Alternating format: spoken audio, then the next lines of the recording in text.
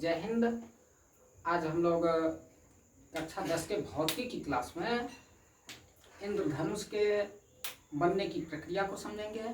और इंद्रधनुष का बनना एक भौतिक घटना है कि वायुमंडल में जब वर्षा की बूंदों के साथ सूर्य के प्रकाश का अपवर्तन होता है तो सूर्य के प्रकाश के अपवर्तन के कारण 7 रंग की एक पट्टी हमें दिखाई देती है और उस पट्टी को हम इंद्रधनुष कहने लगते हैं। तो आइए चलते हैं आज हम अपने टॉपिक इंद्रधनुष।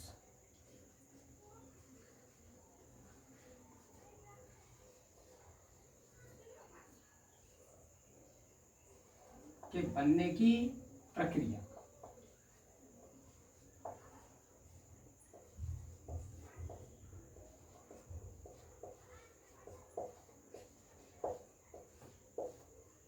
इंद्रधनुष के बनने की प्रक्रिया के बारे में बात करना शुरू करते हैं। तो इंद्रधनुष बनता कैसे है? रेनबो का निर्माण होता कैसे है कि जब बारिश के मौसम में क्या होता है कि जब हम लोग कहीं खड़े होते हैं और सूर्य हमारे पीठ के पीछे मौजूद रहता है। सूर्य हमारे पीठ के पीछे मौजूद है और बारिश की बूंदें हमारे आगे मौजूद है। तो इस तरीके से बारिश की बूंदें और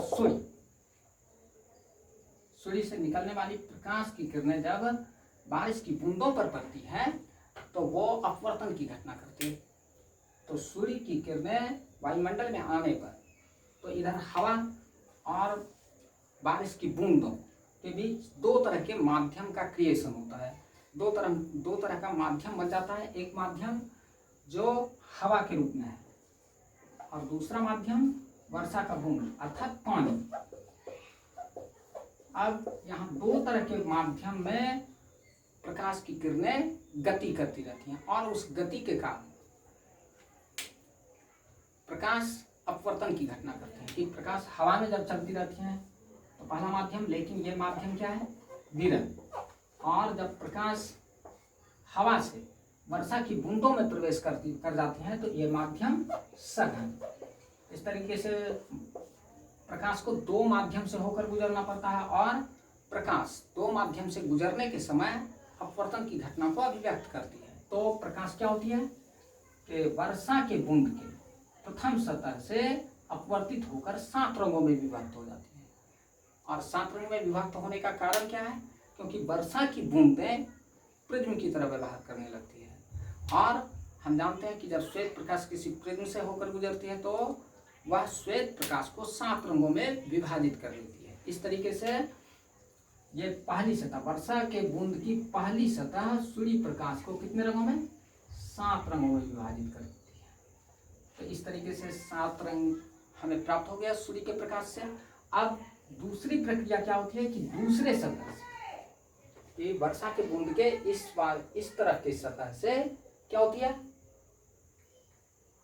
प्रकाश की किरणें ज्यादा मात्रा में अपवर्तित होकर बाहर निकल जाती हैं, लेकिन कुछ आंशिक मात्रा में यह पूर्ण आंतरिक परावर्तन की घटना करती है और फिर पहले सतह से अपवर्तन की घटना कर 7 रंग की पट्टी का निर्माण कर देती है, जिससे हमें क्या दिखाई देता है? इंद्रधनुष दिखाई देता है। और यह इस प्रक्रिया के कारण ही हम बारिश के मौसम में यदाकदा इंद्रधनुष के निर्माण को होते देखते हैं। तो ये घटना क्या है? अपवर्तन की घटना से संबंधित एक विशेष प्रकार की घटना है। और इंद्रधनुष के निर्माण की प्रक्रिया में प्रकाश की किरण, सूर्य के प्रकाश की किरण वर्षा के बूंद के एक सतह से पहले अपवर्तन की घटना करती है, फिर दूसरे सतह से पूर्ण आंतरिक परावर्तन की घटना करती है और फिर पहले के सतह से अपवर्तन की घटना करके हमें इंद्रधनुष प्रस्तुत करती है। जय।